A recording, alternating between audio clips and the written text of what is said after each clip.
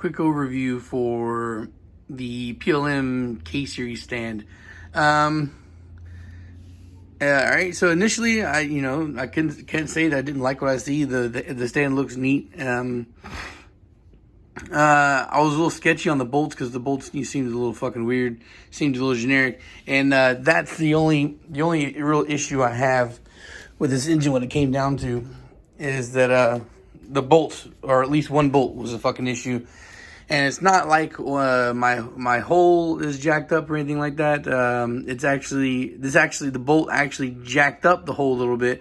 And I had to take the stand leg off and thread it in and tighten it up real good so that way I can flatten the fucking threads back out again, because it crossed, because it only caught the literal outside thread. So that was a little frustrating. I was like, what the fuck's going on here? Am I doing something wrong? No, it's just the bolt is too short. So, we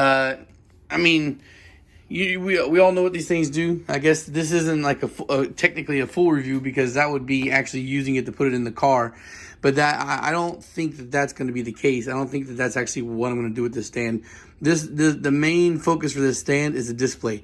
The main thing I like about these cradles isn't the swappability of them, which I guess that maybe later on down the road I'd do that. But the way things are right now, where I live, it's not practical for me to do that. It's actually more practical for me to do a cherry picker. But anyway, again, the reason why I like this thing is because I can actually build my entire swap on this fucking spot. So it kind of gives me like a little, you know how people collect parts and throw them into a fucking corner? Well, I can collect parts and have them organized together as one piece as a swap. So right now you just see a short block, but I have everything I need to make it a long block. I have a head that's sitting right around the corner over here that I'm going to put on there. I got the oil pump and pan and all that shit in the back, and I have a trans in the back as well. So right now, the only major components I'm needing to finish the swap is a clutch and an exhaust manifold. And I guess even the exhaust manifold isn't really something that's clutch to need to finish the swap technically. And, a full long block and trans is, really all you need. But anyway, getting away from what I was talking about. So this bolt is the last one that goes in here. Now the problem is with this is, you see that right there? You see how far it goes in before it touches the threads? It's recessed quite a bit, all right? So it goes pretty far into the hole before it even touches the threads. Now, if you see the head of the bolt here and the stand leg here, not much, right? Not much space. See, if you pull it back right there, right there, there's the tiniest gap between the leg and where it actually touches the threads. So this fucking bolt is super short. And I thought that maybe I had the bolt placement all mixed up, but that's impossible, because all the bolts are properly sized for the leg and for where it places on the stand. So, because each one of these are different length. You see? And everything fits perfectly snug, except for this one. So I have to take this bolt to work, and the bolt bin at work is fucking lacking. But I'm going to take the bolt to work and see if I can't find one there. And if not, then I got to go to Home Depot or a bolt place and see if I can find this particular thread, which I think is like 125. So I think the bolt is a 10 millimeter with 125 thread pitch. And I'm pretty sure that's a pretty common thread. So it should be something I find, and hopefully I can just find the same thickness of the bolt. And then this will be complete.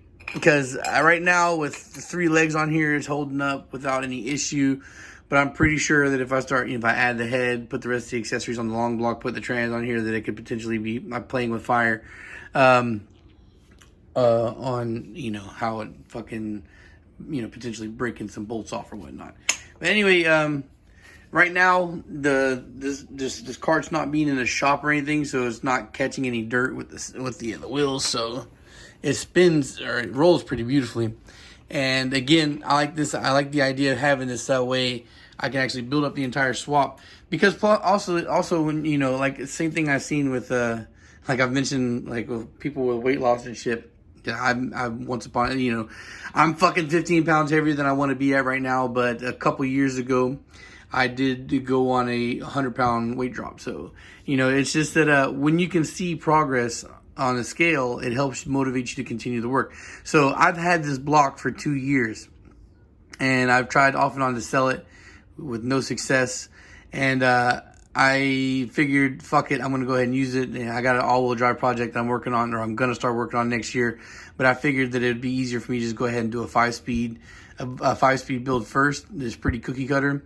And then actually potentially sell off the car when it's done to use as funds for the all-wheel drive setup. We'll see how that goes. But yeah, so now I got the block mounted, and I got, like I said, I got the head around the corner.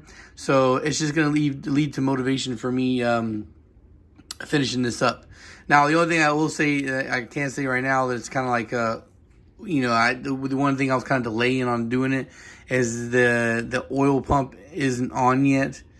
So there's that. But the cart doesn't weigh too much, and it's not that awkward. So I figure I'll flip the fucking thing upside down and put the oil pump on like that, or I'll remount the engine stand, the engine building stand here, and just do it like that. But I don't know. I haven't decided that yet. But I wanted, I kind of got a little impatient, and then I wanted to see what it was going to look like. And I'm also going to repaint this thing.